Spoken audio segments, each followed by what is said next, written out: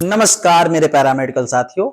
आज के इस सेशन में, आज के इस टॉपिक में मैं आप लोगों को हाई डब्ल्यूबीसी क्या होता है, अगर किसी भी मरीज का बहुत ज्यादा डब्ल्यूबीसी बढ़ गया है या बहुत दिनों से फीवर छोड़ नहीं रहा है मरीज का, तो उसका मैनेजमेंट क्या होगा, आइए उसको समझते हैं इस वीडियो के माध्यम से। तो दोस्तों, सबसे पहले हम बात करेंगे कि डब्ल्यूबीसी होता क्या है।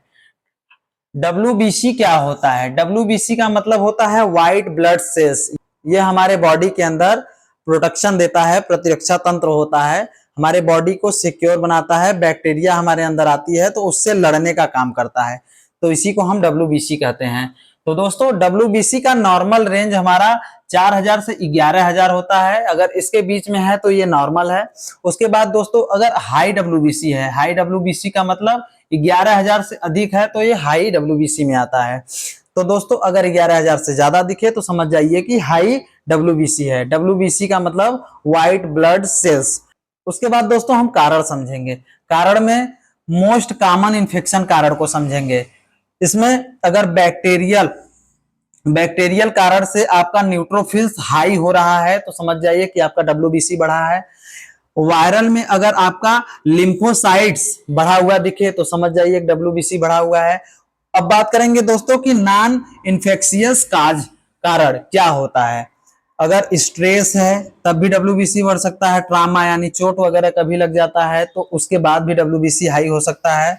डिहाइड्रेशन, पानी की कमी की वजह से भी आपका डब्ल्यूबीसी बढ़ सकता है। उसके बाद दोस्तों, लंबे समय तक अगर स्टेरॉइड यूज करते हैं तब भी आपका डब्ल्यूबीसी बढ़ सकता है। दोस्तों, ये तो हमारा हो गया नॉन इन्फेक्शियस कारण।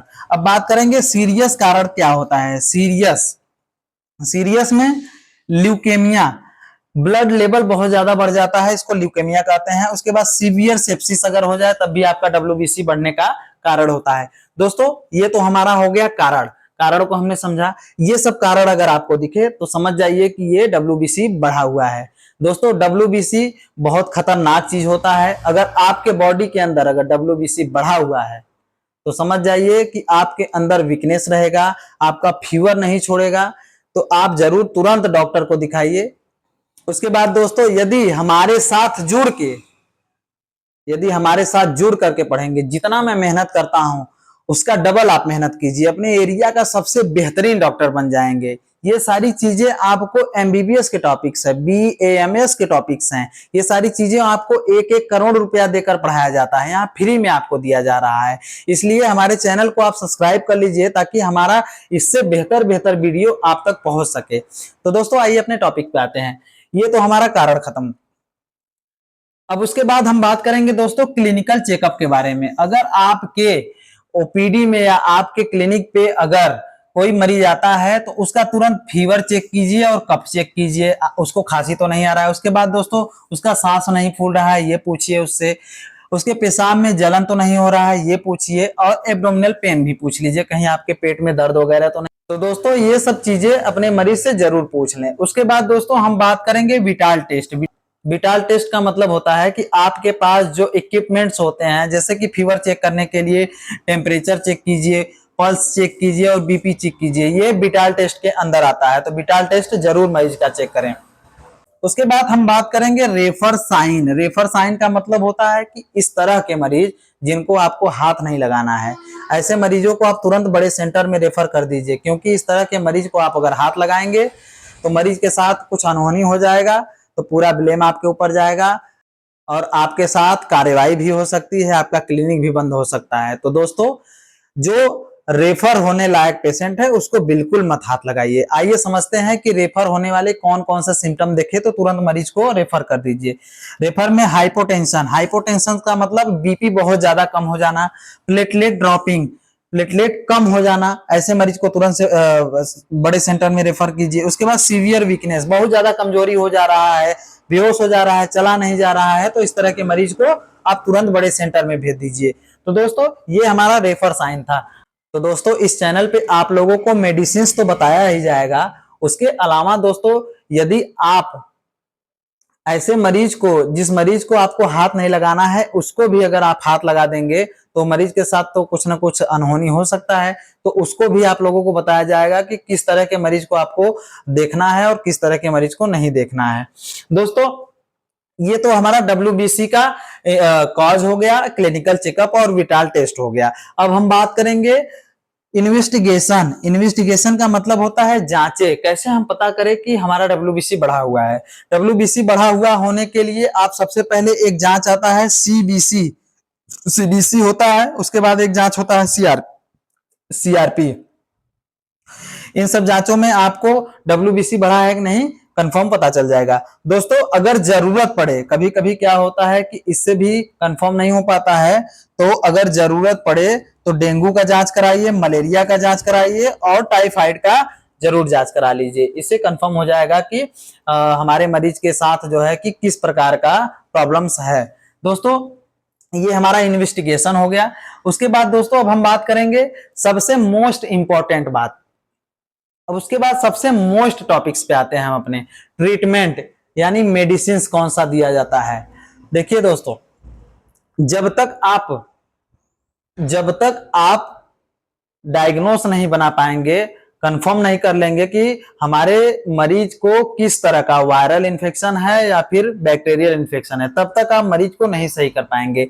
दोस्तों जो चीजें मैं बताऊंगा आपको, अगर हमारे साथ जुड़ करके, हमारे वीडियो को देख करके, हमारे साथ पढ़ करके अगर आप इलाज करेंगे तो आप बिल्कुल सफल रहेंगे। अपने एरिया में आप तहलका मचा देंगे, आग लगा देंगे, इतना बेहतरीन डॉक्टर बना दूंगा आपको।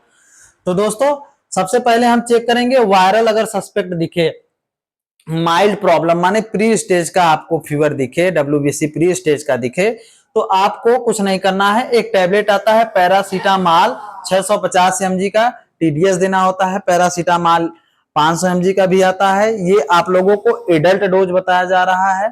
तो दोस्तों पैरासीटामॉल 650 mg का जितना जिसको जरूरत होता है उस हिसाब से चलाता है। उसके बाद दोस्तों ओरल फ्लूइड्स में आपका पानी होता है, नींबू पानी होता है, ORS का घोल होता है, ये पर्याप्त मात्रा में पीजिए, आप बिल्कुल सही हो जाएंगे अगर आपको वायरल सस्पेक्ट दिखेगा तब। दोस्तों उसके बाद हम बात करेंगे बैक्टीरियल सस्पेक्ट। बैक्टीरिया का अगर प्रॉब्लम आपके अंदर है तब उसके लिए आपको पैरासीटामॉल 650 mg का TDS देना होता है। उसके बाद दोस्तों एक टैबलेट आता है सिफोडॉक्सिन 200 mg का, ये BD देना होता है।